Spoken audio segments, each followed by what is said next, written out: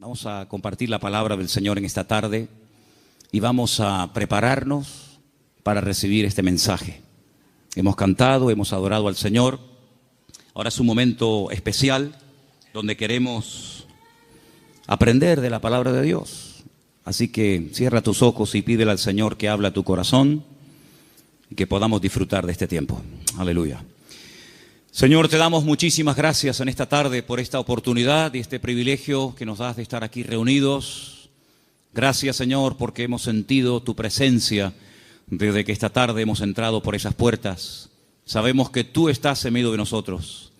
Quiero pedirte que tú bendigas esta palabra y que sea de bendición para todos y cada uno de nosotros, que podamos interiorizar estas verdades y que podamos, Señor, oír tu voz y aprender de ti. Te lo pedimos en esta tarde con todo el corazón, en el nombre de Jesús. Amén y amén. Quiero llevarles a Juan, capítulo 8. Después iremos un poquito más adelante. Concretamente quiero leerles el versículo 32. Los niños sí pueden pasar a sus clases, por favor, a las clases de la escuela dominical. Muy bien. Las maestras de escuela dominical me pidieron que ya comencemos a preparar más salones para los niños, porque gracias al Señor tenemos un problema para meter a más niños. Así que después vamos a tener una reunión a ver dónde metemos a tantos chicos. Juan capítulo 8, verso 32 es un versículo que todos ustedes, si se han fijado, lo tienen ya que saber de memoria, porque justamente lo tenemos aquí arriba. Conoceréis la verdad y la verdad os hará libres. ¿Lo decimos juntos? Conoceréis la verdad y la verdad os hará libres. Nos vamos a San Juan, capítulo 18, del versículo 36 en adelante. Juan 18, 36. Respondió Jesús: mi reino no es de este mundo. Si mi reino fuera de este mundo, mis servidores pelearían para que yo no fuera entregado a los judíos. Pero mi reino no es de este mundo. Le dijo entonces Pilato: ¿luego tú eres rey? Respondió Jesús: tú dices que yo soy rey. Yo para esto he nacido y para esto he venido al mundo, para dar testimonio a la verdad. Todo aquel que es de la verdad, oye mi voz. Escuchen la pregunta de Pilato ahora. Le dice Pilato: ¿qué es la verdad? Y cuando hubo dicho esto, salió otra vez a los judíos y les dijo: yo no hallo en él ningún delito. Qué pregunta tan interesante. ¿Qué es la verdad? ¿Dónde puedo encontrarla? Una autoridad romana haciéndole semejante pregunta al Señor Jesucristo. Desde el principio de los tiempos, si ustedes comienzan a leer la Biblia con detenimiento, se van a dar cuenta de que Dios siempre ha querido compartir verdades con el hombre. Dios siempre ha querido bendecir a la humanidad, siempre. Y todo lo que Dios ha ido enseñando y compartiendo y transmitiendo a lo largo de los tiempos es para que el hombre conozca las verdades, los principios de Dios, los principios del reino de Dios, a través de los cuales Dios se da a conocer y Dios se manifiesta y Dios opera en la vida de los seres humanos. Pero toda la verdad de Dios no fue revelada de golpe, sino que podemos decir en cierto sentido que la verdad de Dios, las verdades de Dios, fueron reveladas progresivamente. Adán no tenía todas las verdades, Abraham tampoco las tenía, ni David, sino que fue algo que Dios fue manifestando con el paso del tiempo. Ahora, hay un momento puntual en la historia en el cual Dios, a través de un hombre llamado Moisés, decide dar, permítame la palabra, un gran paquete de verdades para que él a su vez se las transmita al pueblo de Israel. Y ese paquete de verdades, ese montón de grandes enseñanzas e instrucciones verídicas de parte de Dios, la conocemos con el nombre de la Torá, o la ley de Moisés, el Jumash, el Pentateuco, los primeros 5 libros de la Biblia, donde ustedes pueden encontrar instrucciones y verdades que se pueden aplicar a la familia, a la economía, a la agricultura, al comercio exterior, a las relaciones entre seres humanos, etcétera, etcétera. Total, 613 mandamientos, 613 verdades que Dios transmite al pueblo de Israel, y a su vez el pueblo tenía la obligación de transmitirlas al mundo, porque Israel tenía que ser en aquel tiempo la luz en medio de la oscuridad donde estaban las naciones que le rodeaban. Pero sin embargo, cuando vamos al Nuevo Testamento, al Nuevo Pacto, encontramos que la verdad en sí misma, ese concepto que decimos, bueno, la verdad, ¿dónde está? ¿Se puede medir? ¿Se puede pesar? ¿Se puede enseñar? Ese concepto de la verdad se encarna, se humaniza en la persona de Jesús. Él llega a decir un día en una conversación muy interesante que mantiene con sus discípulos, si la quieren conocer, está en Juan capítulo 14, donde él observa a sus discípulos después de haberles anunciado que se va a marchar, que tiene que volver a la presencia del Padre. Pues él dice que los nota tristes y les dice, miren, no se turben, no se preocupen, no se turbe vuestro corazón. Si creen en Dios, crean también en mí. En la casa de mi Padre muchas moradas hay. Si así no fuera, yo os lo hubiera dicho. Yo simplemente lo que voy a hacer es, voy a ir a preparar un lugar para que donde yo estoy, vosotros también estéis conmigo. Y ustedes saben a dónde voy, sabéis el camino. Y en ese momento le interrumpe un discípulo, Tomás, y le dice, Señor, no sabemos a dónde te vas. No tenemos ni idea de lo que nos estás diciendo. ¿Que te vas a dónde? Si no sabemos a dónde vas, ¿cómo vamos a saber el camino? Y es entonces cuando el Señor le responde ese versículo que todo creyente prácticamente sabe de memoria, aunque lleve 3 días leyendo la Biblia, Juan 14:6, que dice, yo soy el camino, yo soy la verdad y yo soy la vida. ¿Cuántos dicen amén? Un versículo realmente extraordinario. Ahora, hay 300, lo tengo aquí apuntado, 317 versículos en toda la Biblia donde aparece la palabra verdad.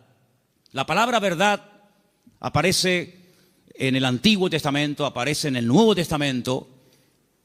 Es el deseo de Dios que el hombre conozca la verdad. Y la palabra verdad en hebreo se pronuncia emet. Y vamos a ponerla ahí para que ustedes vean cómo se escribe en hebreo la palabra, porque quiero explicarles rápidamente algo muy interesante acerca de esta palabra. La palabra emet se forma con esas 3 letras. La letra, tienen que leer de izquierda a derecha, ¿sí? La alef, la letra men y la letra tav. La letra alef es la primera del alfabeto hebreo. La letra tav es la última y la letra men es la del centro. Y digamos que se hace como una especie de trípode, ¿verdad? Con esas 3 letras se forma la palabra verdad, y de esa palabra salen múltiples combinaciones de todas palabras relacionadas, entroncadas con la palabra verdad, todas, por cierto, muy interesantes. Ahora, déjenme que les comparta algo acerca de la verdad. Cuando vamos a la palabra de Dios, encontramos que todo lo que uno hace en la vida tiene efectos a corto y a largo plazo. Si tú robas algo de alguien, puede ser que termines en la cárcel porque alguien te denuncia. Si tú golpeas a una persona, puede ser que te denuncie y tengas que presentarte delante de un juez. Si tú compras un coche, puede ser que te salga bueno o te salga malo. Es decir, todo efecto, todo lo que hacemos en la vida puede tener efectos positivos o negativos. Si analizamos fríamente a la luz de la palabra de Dios, ¿qué es lo que produce en el hombre? ¿Qué efectos positivos produce en el hombre la verdad? Es increíble. Lo primero que produce la verdad en la vida de la persona, como leemos aquí arriba, es libertad. Pero claro, uno tiene que decir o preguntarse, ¿libertad de qué? Cuando Jesús pronunció esta famosa frase, conoceréis la verdad y la verdad os hará libres, Él la pronunció en un contexto cultural y social completamente diferente al que tú y yo vivimos hoy en día. Porque aparentemente no existe esclavitud, pero en aquellos tiempos prácticamente el mundo entero, todo lo que era Europa, Asia y el norte de África, estaba dominado y controlado por un imperio terrible que era el Imperio Romano, donde la población romana, los que tenían la ciudadanía romana, era muy pequeña en relación con los que no tenían ciudadanía romana. Había millones y millones de seres humanos que estaban privados de libertad, es decir, eran esclavos. Claro, ya lo dije en una ocasión. No todos los esclavos tenían la misma posición. Había esclavos que tenían una libertad que otros no tenían. Pero igualmente eran esclavos. No tenían derecho a paro, ni jubilación, ni vacaciones, ni descanso. Nada que ver. Y cuando el Señor, en ese contexto de opresión, en ese contexto de abuso, en ese contexto donde no hay derechos, donde no hay beneficios de ningún tipo, pronuncia la palabra libertad, tuvo que causar un impacto tremendo, porque era el sueño de todo esclavo, poder algún día llegar a ser libre. La libertad que el Señor ofrece en su palabra no está basada en una libertad temporal, no está basada en una libertad que yo he podido comprar con dinero. ¿Se acuerdan ustedes cuando un día fueron a azotar a Pablo? Él dijo: yo soy ciudadano romano. Los ciudadanos romanos tenían derecho a ser juzgados previamente antes de ser condenados. Así que ándate con ojo qué es lo que vas a hacer, porque yo soy ciudadano romano y tú me quieres dar una paliza con el látigo, sabes que no lo puedes hacer. Dice que tuvieron temor.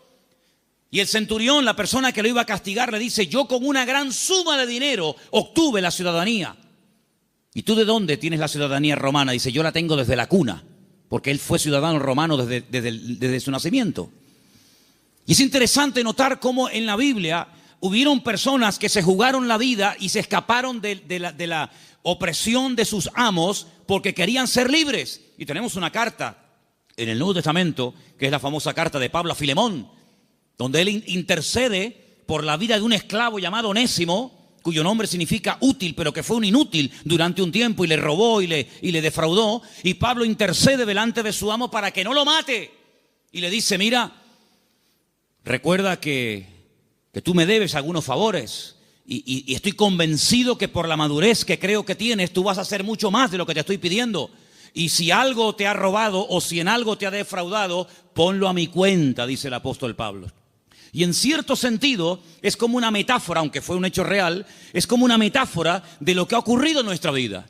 Porque la Biblia dice que espiritualmente hablando, todos nosotros durante años de nuestra vida fuimos esclavos de nuestras pasiones y deseos, esclavos de complejos, esclavos de ataduras, esclavos en definitiva del pecado. Creíamos que éramos, y en el fondo éramos unos auténticos esclavos, o vivíamos para una sustancia que nos tenía atrapados y anulada completamente nuestra libertad y nuestro libre albedrío. Hasta que dice la Biblia que a través de la sangre de Jesucristo, que venció al diablo y rompió todas las ataduras en la cruz del Calvario, dice que Él compró nuestra libertad a precio de sangre. Y por eso Pablo, cuando le escribe, por ejemplo, a una iglesia en Galacia, le dice: hermanos, ahora que sois libres, sed maduros y no utilicéis la libertad como ocasión para la carne. Es decir, no paséis de la libertad al libertinaje, sino que la libertad que Dios os ha dado es para poder escoger y para poder discernir y para poder saber lo que os conviene y lo que no os conviene.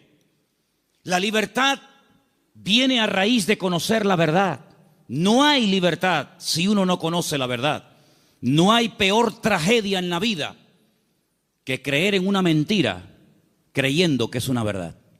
¿Cuántas personas se inmolan cada día en el mundo y son capaces de explotarse y morir matando a otros seres humanos porque creen en la gran mentira de que si hacen eso inmediatamente llegarán al paraíso donde lo están esperando no sé cuántas mujeres vírgenes? Son personas sinceramente equivocadas. No son falsos, no son hipócritas, son personas que son capaces de dar la vida, pero por una gran mentira, creyendo que es la gran verdad de todos los tiempos. ¿Cuántas personas se han equivocado de camino, espiritualmente hablando? Como dice el proverbio, hay caminos que al hombre le parecen derechos, pero son caminos de muerte. En otras palabras, no hay libertad hasta que verdaderamente tú conozcas la verdad. Y cuando conoces la verdad, tienes paz, tienes seguridad, no tienes temor de nada ni de nadie, porque la verdad te hace libre, la verdad te hace dormir tranquilo, la verdad te quita todo temor al hombre, todo temor al día de mañana, todo temor a lo que te hagan o te digan. Porque la libertad gloriosa de los hijos de Dios está basada, está fundamentada en un hecho, y es en la verdad de la palabra de Dios. ¿Cuántos dicen amén? Vamos a leer un salmo. Salmo 86, versículo 11. Escuchémoslo. Enséñame, oh Señor, tu camino, caminaré yo en tu verdad. Afirma mi corazón para que tema tu nombre. El salmista le pide al Señor: enséñame, muéstrame el camino, para que yo pueda andar en ese camino, que dicho sea de paso, es un camino basado en la verdad. Hermanos, hay creyentes que han sido víctimas de falsas doctrinas. Hay creyentes que han estado tal vez en otras partes, en otras congregaciones, donde no han conocido totalmente la verdad y los efectos de la verdad en su vida. Una vez visitando un grupo de iglesias en la península, cuando terminé de predicar, el pastor que me había invitado me pidió si por favor podía decirle a los hermanos de la iglesia, los que quisieran, que pasaran adelante para que orara por ellos. Yo le dije: bueno, si usted quiere que yo haga eso, está bien, que pasen adelante los que quieran, que en esta noche oremos por ellos. Cuando me acercaba a la gente que había pasado al frente, yo les preguntaba en baja voz al oído: ¿hay algún motivo, hay alguna cosa por la cual quiere que yo ore por usted? Y me decía, por ejemplo, la primera persona: sí, hermano, quiero que ore por mí porque estoy bajo maldición. Bueno, cuando iba al segundo, me decía más o menos lo mismo. Cuando llegué al tercero y me dijo más o menos lo mismo, digo: un momento. Me volví a subir al púlpito y volví a predicar otra vez. Digo: ustedes son víctimas, ustedes han sido víctimas de una mala enseñanza. Ustedes no están viviendo como creyentes. La Biblia dice: si alguno dice que cree en Él, debe andar, debe comportarse, debe vivir como Él anduvo. En otras palabras, ustedes tienen el nombre de creyentes, de hijos de Dios, pero están viviendo como esclavos. Y el Señor Jesucristo vino a este mundo para deshacer las obras del diablo. Y ustedes no entienden que el Señor Jesucristo, cuando fue clavado en la cruz, cargó, según dice la palabra de Dios, todas y cada una de las posibles maldiciones, y Él se hizo maldición para que nosotros heredásemos bendición. Por lo tanto, ustedes están agarrándose a conceptos distorsionados y equivocados, y esa ignorancia es la que está haciendo que ustedes no vivan bien, no coman bien y no disfruten de la vida gloriosa de un hijo de Dios. Y cuando ellos recibieron esta enseñanza en esa noche y en otros días, ellos comenzaron a darse cuenta de que habían estado atrapados y habían estado esclavizados de mentiras que no sé quién se las enseñó, pero que ellos la abrazaron y la creyeron, interiorizaron esas mentiras, y si la verdad nos hace libres, la mentira nos hace esclavos. Por eso es muy importante, como decía el salmista: Señor, enséñame tu camino, enséñame las verdades de tu palabra para que yo pueda caminar por ellas. Leía en el día de hoy un libro que a mí sinceramente me apasiona, es uno de mis libros favoritos de lo que llamamos el Antiguo Testamento, el libro de Daniel. Hay un momento en el que Daniel ora al Señor pidiendo perdón por los pecados de la nación, sabiendo que el tiempo de la liberación del cautiverio en Babilonia se ha cumplido. Y hay un momento en el que él ora y dice las siguientes palabras. Escúchenlas por favor del libro de Daniel, después les digo dónde estamos leyendo.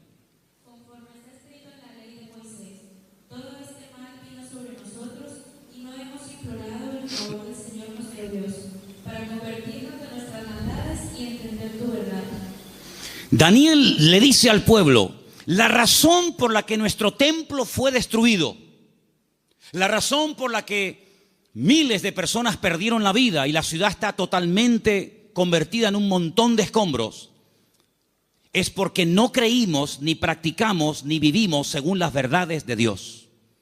De todos los profetas que había en aquel momento en Jerusalén profetizando, solamente había uno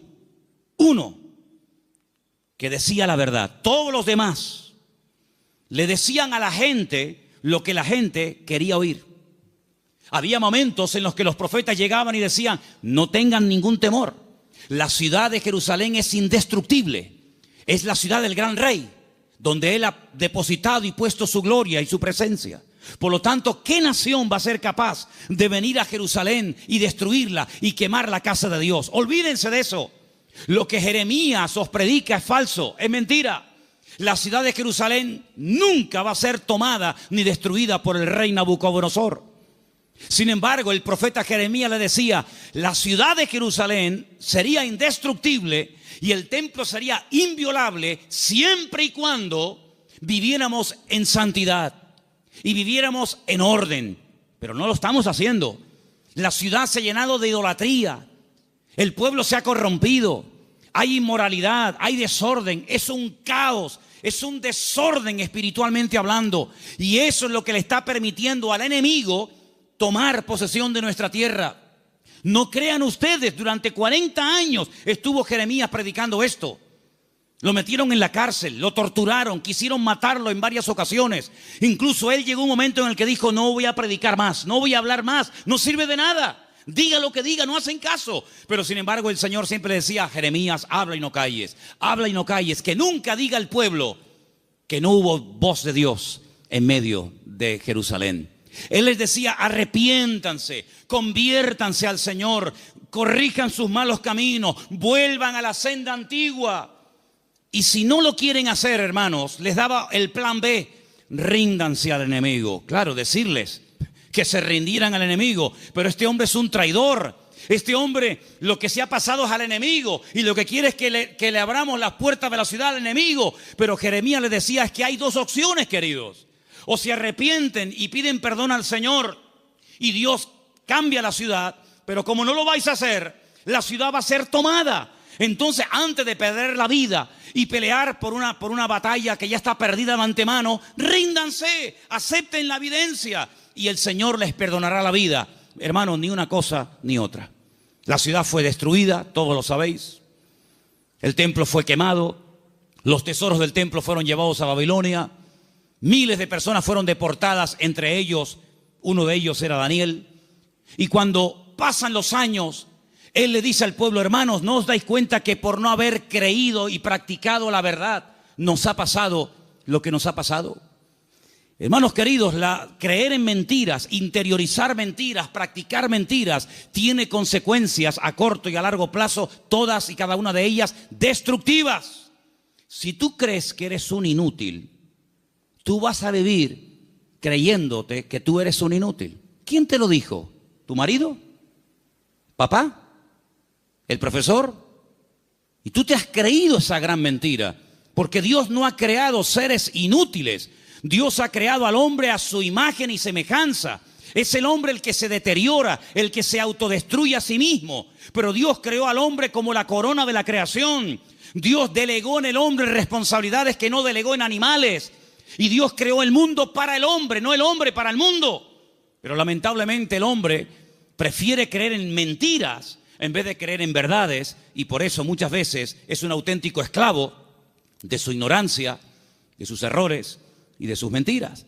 Pero la libertad gloriosa de los hijos de Dios viene única y exclusivamente cuando experimentamos la verdad en nuestras vidas. He preparado una pequeña selección de versículos.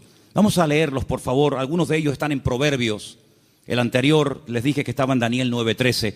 Pero quiero que leamos esta pequeña selección de versículos donde vais a notar que en cada uno de ellos aparece la palabra verdad. Prestemos atención. Proverbios 3, versículo 3. Aparten de ti la misericordia y la verdad. Átalas a tu cuello, escríbelas en la tabla de tu corazón. David le daba tanta importancia a la verdad en la vida de su hijo Salomón que le dijo, nunca te apartes de la verdad. Si tienes que amarrarla de una forma metafórica en tu cuello, hazlo. Pero que la verdad sea el fundamento de tu vida, de tu existencia. Proverbios 16:6.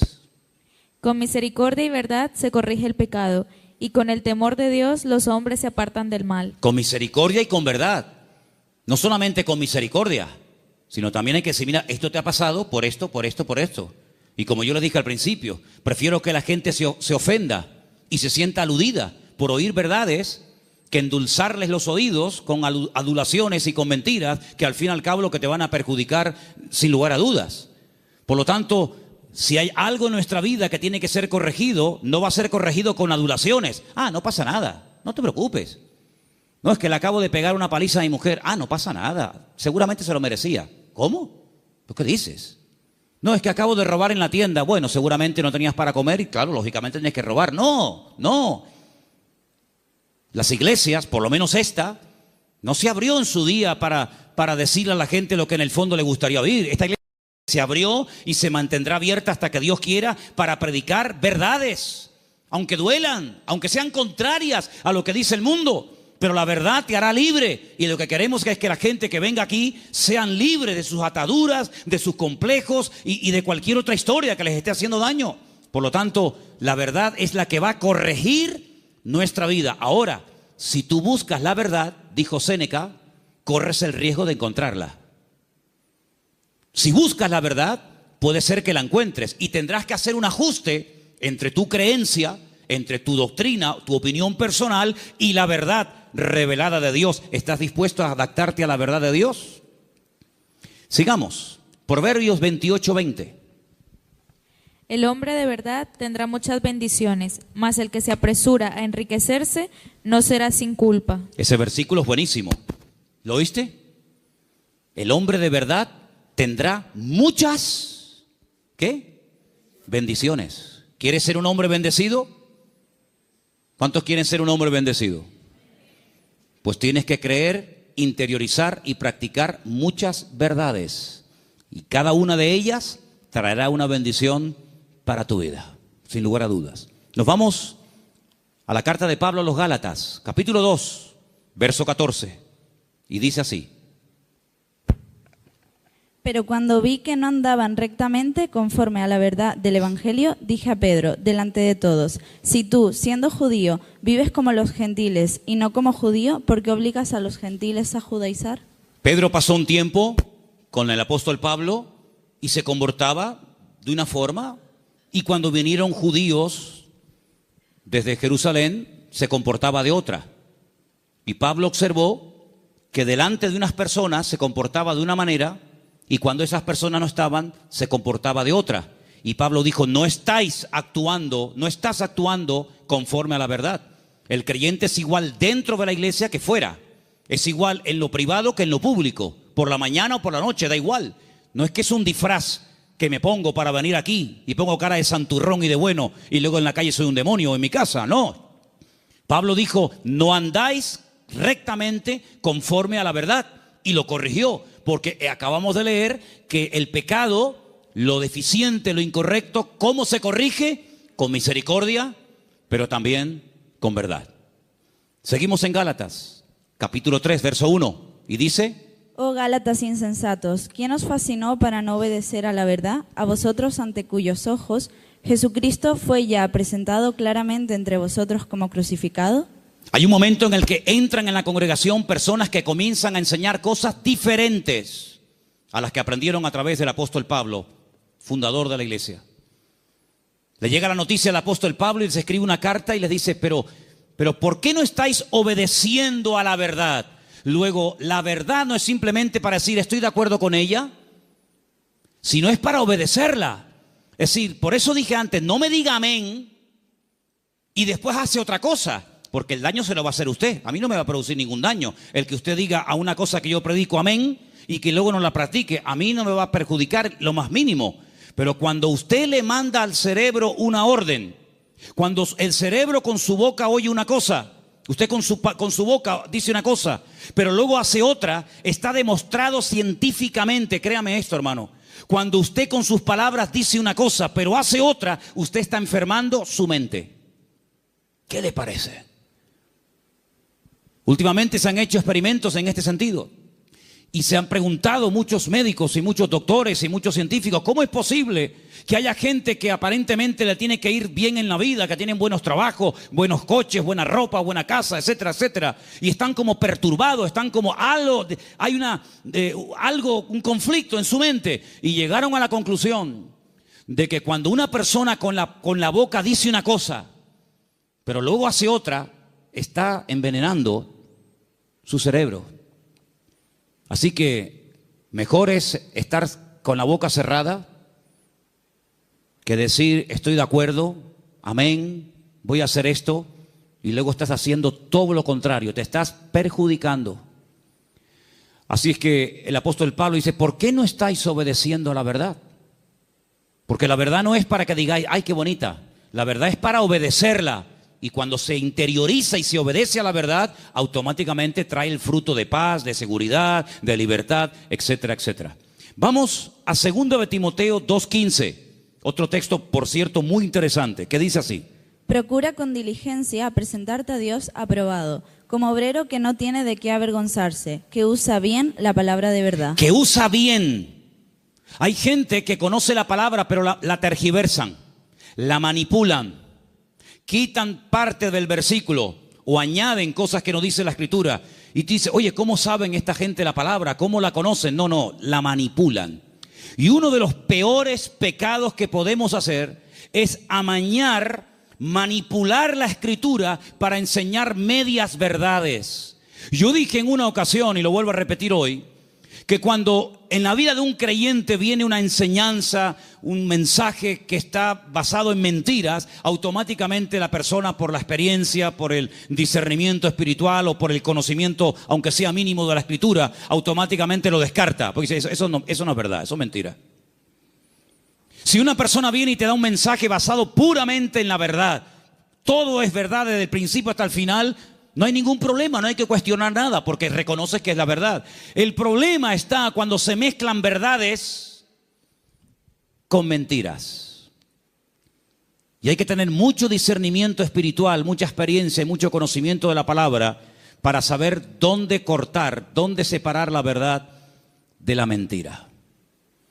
Hermanos, el Señor Jesucristo dijo una vez a los discípulos y por lo tanto a todos y a cada uno de nosotros en el día de hoy: os conviene que yo me vaya, porque si yo no me fuese, el Consolador no vendría. Pero si yo me voy, yo le rogaré a mi Padre para que os envíe el Consolador para que esté con vosotros para siempre. Es decir, que lo que ustedes pueden entender que es una desgracia y una tragedia, va a ser un beneficio para vosotros. Porque si yo no me voy, ninguno de vosotros podría tener el espíritu que yo he tenido durante estos años de mi vida. Pero yo lo enviaré, yo le rogaré al Padre para que os envíe al Consolador y esté con vosotros para siempre. Y dice, Él tomará de lo mío y Él os lo hará saber. Número 2, Él os recordará todas las cosas que yo os he enseñado. Número 3, Él convencerá al mundo de pecado, de justicia y de juicio.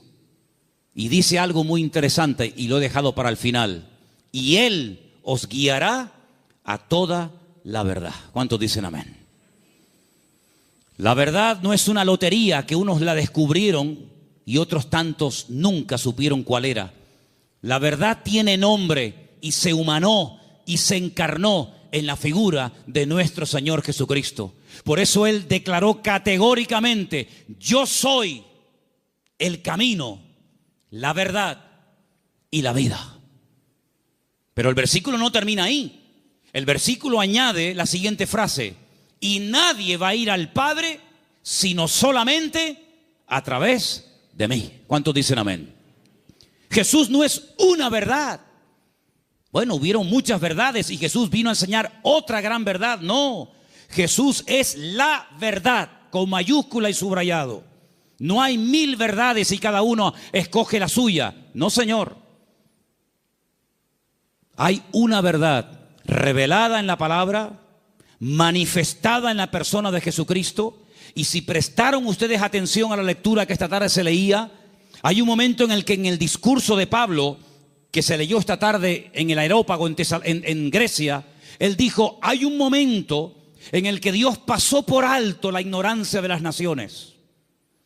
Pero Dios ha establecido que a través de su Hijo, el que a Él ha escogido, algún día, cuando Él lo tenga determinado, juzgará a todas las naciones de la tierra y por aquel varón que Él levantó y constituyó, juzgará a todas las naciones de la tierra. Es decir, hay un momento en el que pudimos ser ignorantes, pero ya no somos ignorantes, ni queremos seguir siendo ignorantes. ¿Amén, hermanos?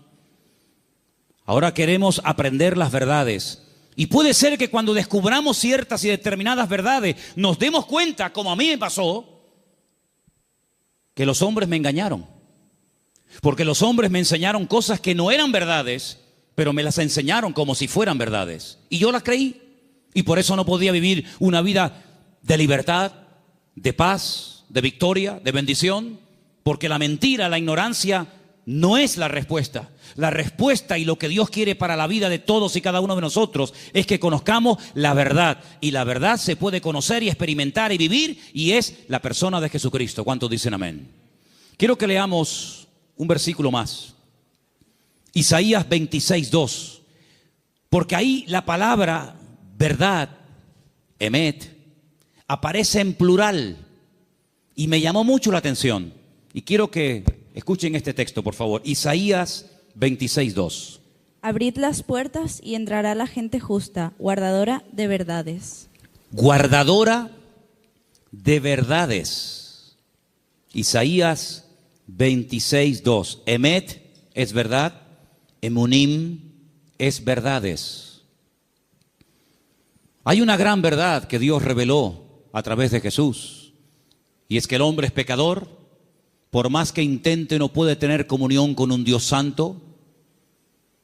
Pero Dios envió a su Hijo unigénito al mundo para que todo aquel que crea en Él no se pierda, mas tenga vida eterna. Esa es la gran verdad.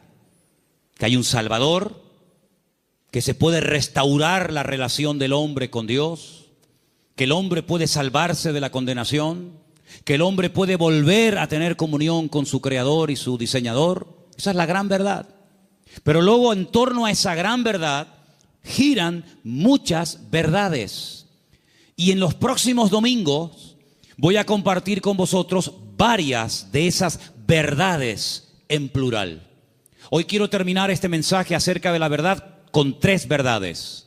La primera, la que hemos mencionado recién, Juan 14:6. Yo soy el camino, la verdad y la vida. Nadie viene al Padre sino solamente a través de mí. Eso quiere decir que la ignorancia nos salva, que la religión no es lo que Dios ha provisto para la raza humana para que pueda volver a conectarse con Dios, sino que hay un camino y hay la verdad revelada y hay una vida que se manifiesta a través del Señor Jesucristo. Eso es una gran verdad. La segunda verdad que quiero compartir con vosotros, podría darte más de 150 versículos, pero solamente para los que toman nota les doy Mateo 23:19, donde dice que Él volverá otra vez a este mundo. ¿Cuántos dicen amén? Algunos dirán, ¿Jesucristo volverá otra vez aquí? ¿Sí? ¿No lo sabías? No, yo tenía pensado que Jesucristo ya nació y murió y bueno, dicen que resucitó y ascendió a la gloria, a la diestra de Dios Padre, pero no había oído que volverá. Bueno, pues si no lo has oído no es problema mío. Pero la Biblia dice en más de 150 ocasiones que Él volverá. Y en esta ocasión no pasará desapercibida su venida, como pasó en la primera venida, que había nacido en un pequeño pueblo de Judea, en el sur de Israel, llamado Betlehem, la casa del pan o Belén. Y en ese pueblo hay una montaña que se puede visitar hoy en día, donde había uno, porque tenía muchos, uno de los muchos palacios del rey Herodes, y el rey Herodes ni siquiera se había dado cuenta de que esa noche había nacido el Mesías al lado de su casa. Y de repente vienen unos señores de lejanas tierras haciendo una pregunta muy interesante. ¿Dónde está el rey de los judíos? Porque su estrella hemos visto en el oriente y venimos a adorarle. Y le están hablando a un rey, pero que realmente es un títere. No es el verdadero rey, no es de la línea genealógica de la casa de David, de la tribu de Judá. Es un rey que han puesto los romanos. Es un muñeco de quita y pon.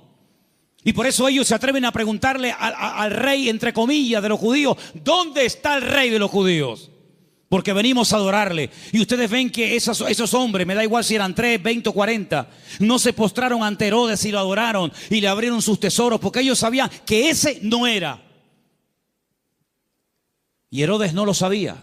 Y tiene que mandar a llamar a los escribas y fariseos, los que estudiaban la escritura y hacían las copias de la escritura, para preguntarle, oye, ¿qué dice la Biblia acerca del Mesías? ¿Dónde tiene que nacer? Ya en aquel tiempo ya se había escrito dónde había que nacer. Si se lo hubieran preguntado no sé, por ejemplo, a Abraham o a cualquier otro personaje, no te hubiera dado respuesta. Pero en aquel momento ya estaba escrito en el libro del profeta Miqueas. que Jesús, que el Mesías, Yeshua, tenía que nacer en Belén de Judea. Eso es una gran verdad. Pero una gran verdad también es que Él mismo dijo, me voy, pero volveré otra vez. Y la Biblia dice que tenemos que estar velando y orando porque no sabemos ni el día ni la hora, pero que volverá, volverá. Y cuando vuelva, todo ojo le verá, toda rodilla se doblará y todo el mundo se pondrá de rodillas y confesará que Él es el Señor para gloria de Dios Padre.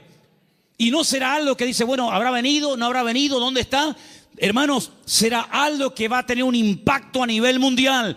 Probablemente para algunos esto les suene a chino, esto les suene a algo como ciencia ficción, pero esto no es un cuento ni un mito, esto es palabra de Dios. Jesucristo viene y viene muy pronto. ¿Cuántos dicen amén? Y esa es una de las grandes verdades que no tenemos que olvidar. Y hermanos, estamos más cerca que nunca de la venida del Señor. Y hay cientos de señales y cientos de información, de datos que nos indican cuánto tiempo falta para venir.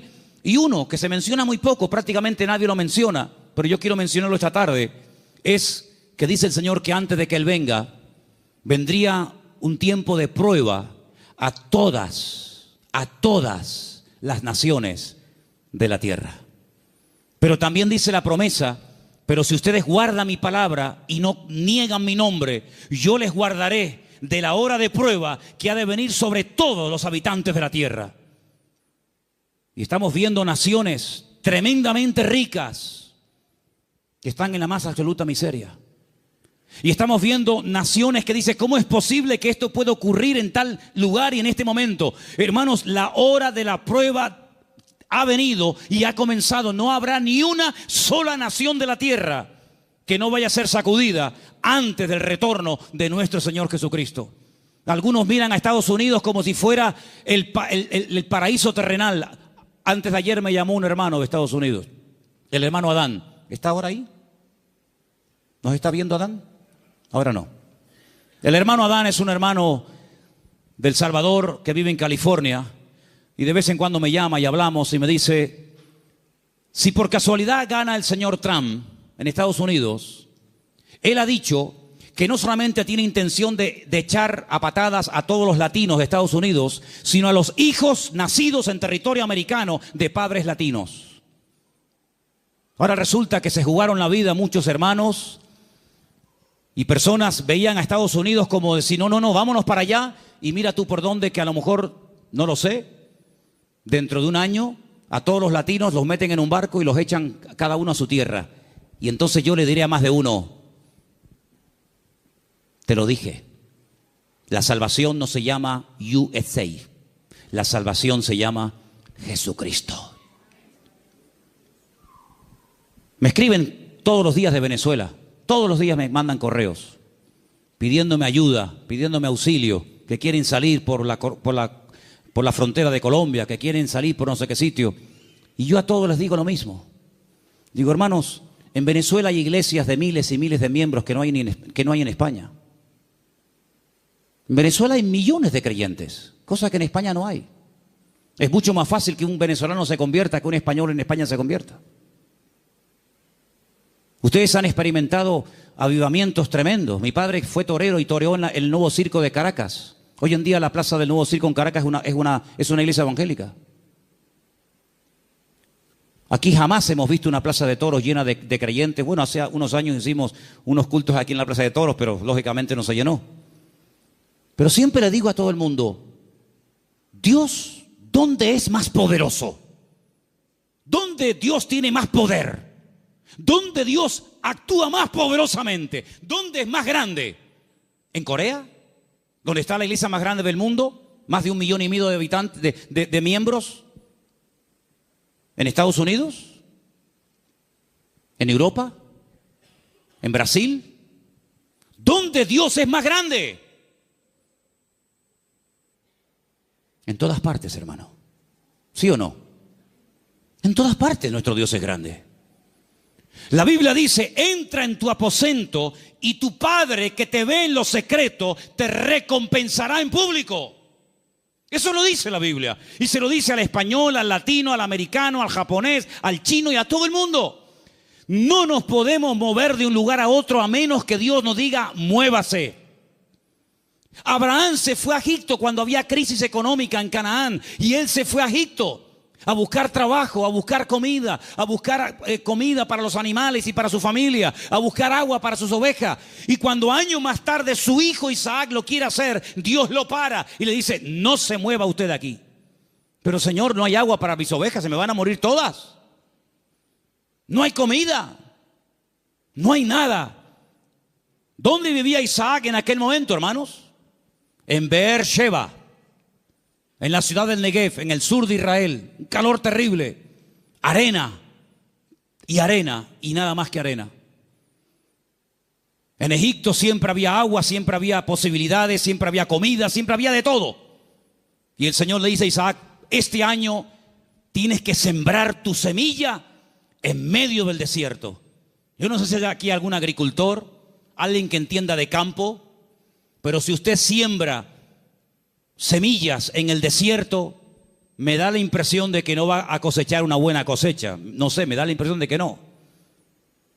Pues dice la Biblia que al año siguiente, cuando llegó el tiempo de la cosecha, Isaac cosechó a 100 por 1. Es decir, siembro una semilla y recojo 100 por cada una que he sembrado. Una desproporción increíble. Los filisteos vinieron y le dijeron, queremos hacer un pacto contigo. Y le dice Isaac, ¿ahora quieren hacer un pacto conmigo? Primero me echan, me amargan la vida y ahora quieren hacer un pacto conmigo. Pero es que la bendición de Dios siempre despierta envidia. Y los filisteos se dieron cuenta de que los pozos que él había heredado de su padre, estos por un acto de maldad le tiraban tierra y piedras y lo querían taponar, pero sin embargo abrían otro lugar y descubría agua y en otro y en otro. Y era imposible frenar y era imposible impedir que la bendición de Dios estuviera con Isaac. Y por eso ellos tienen que reconocer que este hombre tiene que tener la bendición de Dios, porque no es normal, es antinatural que un hombre siembre semillas en el desierto y tenga más cosecha que nosotros que hemos sembrado en buena tierra. Esto no es normal, esto no tiene lógica ninguna. Es que las cosas de Dios muchas veces no tienen lógica, es cuestión de fe, porque andamos por fe y no por vista. ¿Cuántos dicen amén? Entonces, hermanos, la gran verdad de todo esto, ¿cuál es? Busquen a Dios. Busquen a Dios donde quiera que se encuentren. Me da igual si es en Egipto, me da igual si es en Venezuela, me da igual si es en África, me da igual. Nosotros hemos ido a África unas cuantas veces, Armando lo sabe, y Luis también, que vino conmigo. Y hemos visto hermanos en África que tal vez materialmente no tienen ni la 10ª parte de lo que tú y yo tenemos hoy por hoy. Pero la bendición que esa gente tiene en el Señor, jamás en mi vida la he visto en este país, a pesar de que somos del primer mundo. Porque muchas veces confundimos el tener con ser. Y parece que cuando uno tiene, pues, bueno, pues estoy bendecido. Yo les prediqué hace poco acerca del Salmo 37 y les dije, hay 2 tipos de prosperidad en la Biblia. Una visible, que es la que nos llama la atención, y otra que no se ve, pero que muchas veces es la genuina. Una que consiste en tener y otra que consiste en ser. Y el Señor nos está enseñando en estos tiempos, a ti y a mí, a ver si nos damos cuenta de una vez, que lo que tenemos que buscar es a Dios, que no hay que buscar trabajo, que no hay que buscar prosperidad, lo que hay que buscar es al Señor, porque buscando al Señor todo lo demás viene por añadidura. Y llevo 35 años predicando esto, y algunos lo hacen y otros todavía lo cuestionan, pero yo te digo, la Biblia dice, buscad primeramente el reino de Dios y su justicia, y todo lo demás vendrá por añadidura. Y uno dice, bueno, y si yo quiero estudiar y saber qué es todo lo demás, el mismo pasaje te lo dice. Jesús se para con sus discípulos y dice, vamos a ver, la gente del mundo, ¿qué busca sinceramente?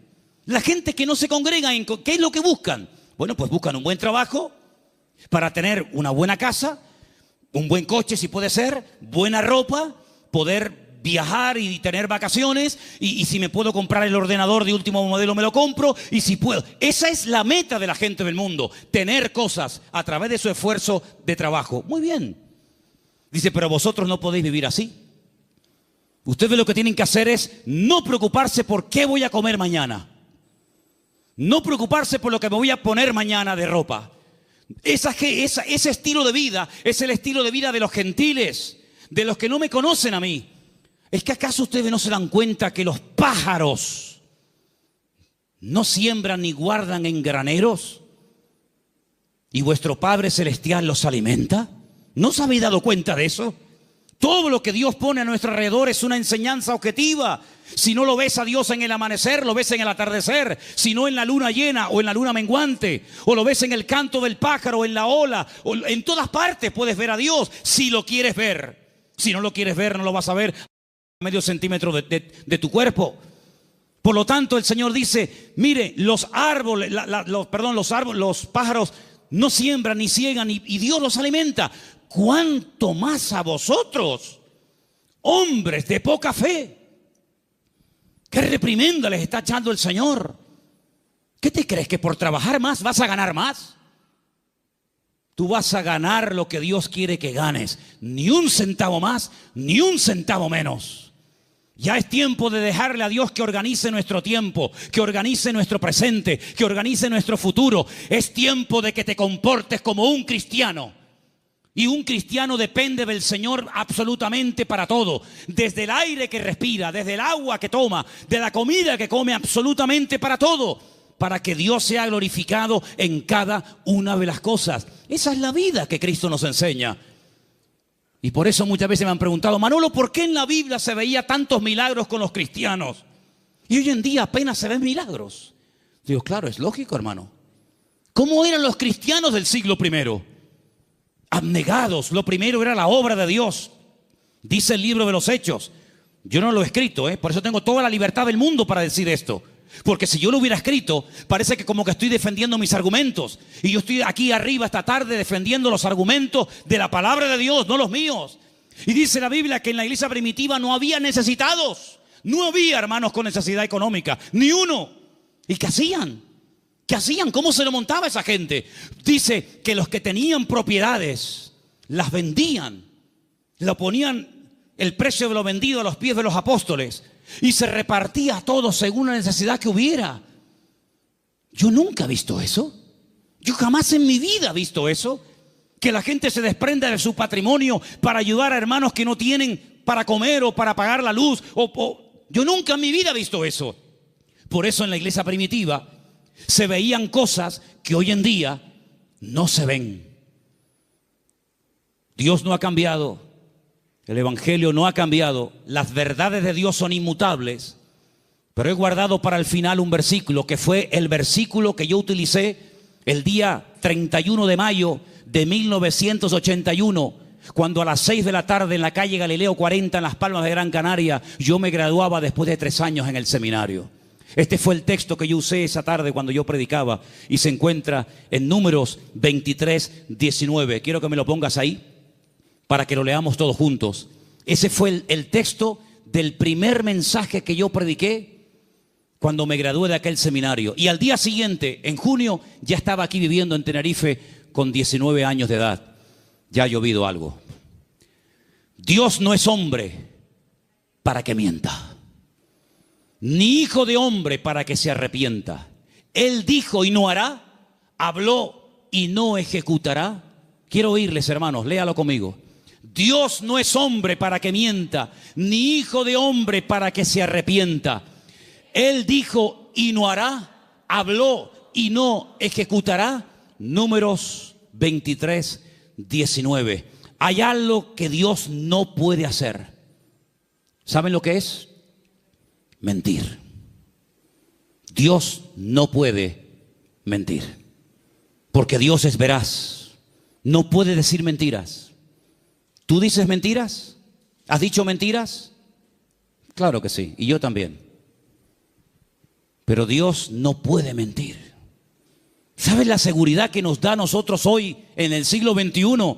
Saber que el Dios que tenemos no miente. Es impresionante.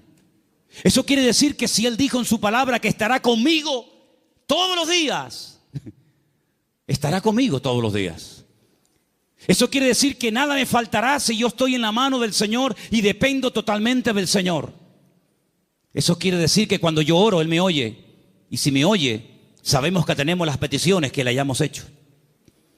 Eso quiere decir que cada noche cuando me voy a dormir a mi casa, el Señor manda ángeles para que protejan mis sueños y me protejan de todo peligro y de todo mal. Eso quiere decir que si yo me enfermo, Él me sanará, porque el Señor es mi sanador. En otras palabras, más de 8,000 y pico de promesas en la Biblia no son cuentos, no son engaños, no son caramelos que te lo ponen en la boca y cuando lo quieres probar te lo quitan. Eso quiere decir que el que busca halla. Es verdad eso, hermanos. El que llama se le abrirá y el que pide recibe. Eso quiere decir que puedes ser libre de la droga, del alcohol, del sexo, de la lujuria, de la pornografía, de los complejos, de las enfermedades mentales, psicológicas y de todo lo que te puedas imaginar. ¿Por qué? Porque el Señor dice, conoceréis la verdad y la verdad os hará libres. Si Dios no miente, eso quiere decir que esta noche Él está aquí entre nosotros. ¿Sí o no? Si Dios no miente, eso quiere decir que cuando a mí me metan en la caja,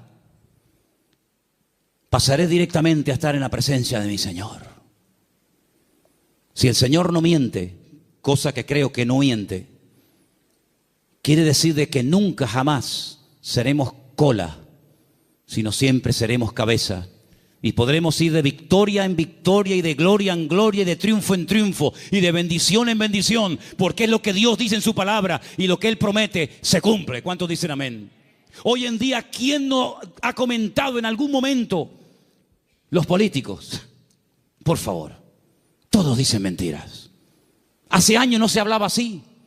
Hace años los programas más vistos en televisión, ¿cuáles eran? Las tertulias que tenían que ver con algo de política. Ya mucha gente hoy en día está diciendo, ya no voy a votar, yo no voy a votar. Y el otro lo dice, y el otro, y el otro. ¿Y para qué? Porque la gente sabe que se han acostumbrado a mentir. Y vivimos en un mundo rodeado de grandes mentiras. Pero sin embargo nosotros tenemos un privilegio, y es que hemos conocido la verdad. Y por eso la verdad nos hace libres. ¿Cuántos dicen amén? Aproveche esa libertad. ¿Para qué? Para servir a Dios.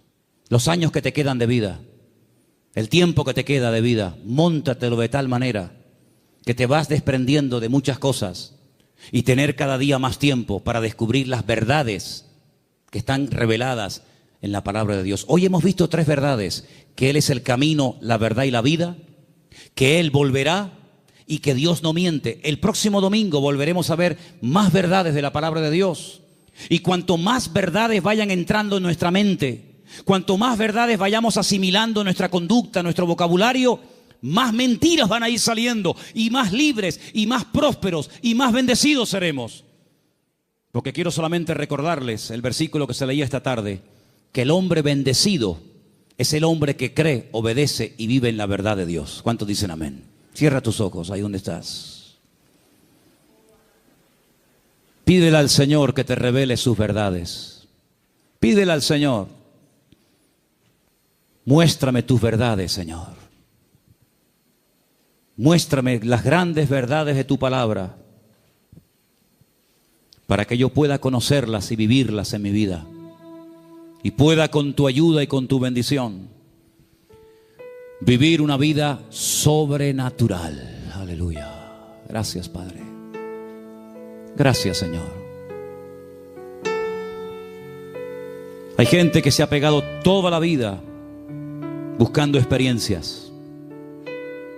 Han viajado, han leído libros, han estado en diferentes grupos y lugares buscando, buscando y buscando. El Señor dice: venid a mí, los sedientos, y el que cree en mí correrán de su interior ríos de agua viva. Cristo es la verdad. La Biblia es la verdad. El Evangelio de Jesucristo es el Evangelio de la verdad. Así que si estás buscando la verdad, acepta, recibe a Cristo en tu corazón. Después congrégate donde quieras. Si te gusta aquí, amén. Si quieres ir más allá, donde tú quieras. Solamente te pido que si en esta tarde hay alguien entre nosotros buscando la verdad se llama Jesús. La verdad tiene nombre y es el Señor, el Maestro, el Rey de Reyes y el Señor de los señores. Él es la verdad. Fuera del Señor no me interesa saber nada. Señor, en esta noche te damos gracias porque la verdad se puede conocer, la verdad se puede experimentar, y la libertad viene como resultado de haber conocido la verdad de Cristo Jesús. Señor, yo te pido que en nuestra vida solamente haya verdades.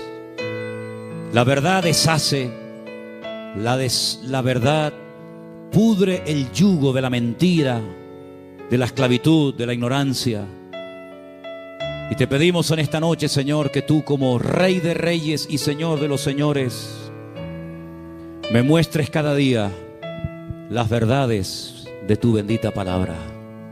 Ayúdanos, Señor, a caminar en verdad.